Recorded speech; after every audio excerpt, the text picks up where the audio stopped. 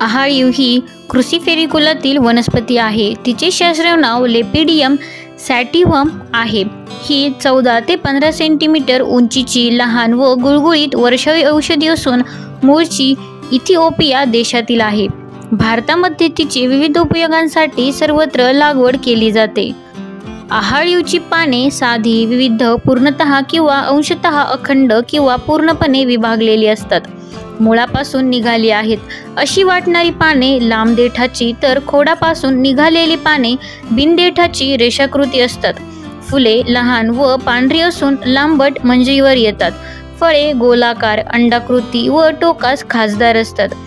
फळात लहान कप्पे असून प्रत्येक कप्प्यात 2 बिया असतात। बिया लांबट, टोकाला निमुळत्या व रंगाने लाल असतात। ही वनस्पती सर्व काळी व सर्वत्र पिकवली जाते। सखल भागात सप्टेंबर ते फेब्रुवारीत व उंच प्रदेशात मार्च ते सप्टेंबरमध्ये बी पेरतात। त्यानंतर थोड्याच दिवसांत पाने कोशिंबिरीत किंवा कढीत घालण्यास खुडून घेतात। बियांच्या वाढीसाठी 4 ते 6 आठवडे लागतात। पाला घोड्यांना व उंटांना चारा म्हणून घालतात। दिवाळीत लहान मुले किल्ल्यावर हिरवळ करण्यासाठी आहाळीवचा वापर करतात। दमा, कफ व रक्ती, मूळव्याध इत्यादी व्याधींवर ही वनस्पती गुणकारी आहे। पाने उत्तेजक, मूत्रल व यकृताच्या विकारावर चांगली आहेत।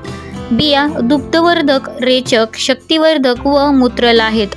मूळपणे, दुखापत इत्यादींवर त्यांचे पोटीस बांधतात। धन्यवाद।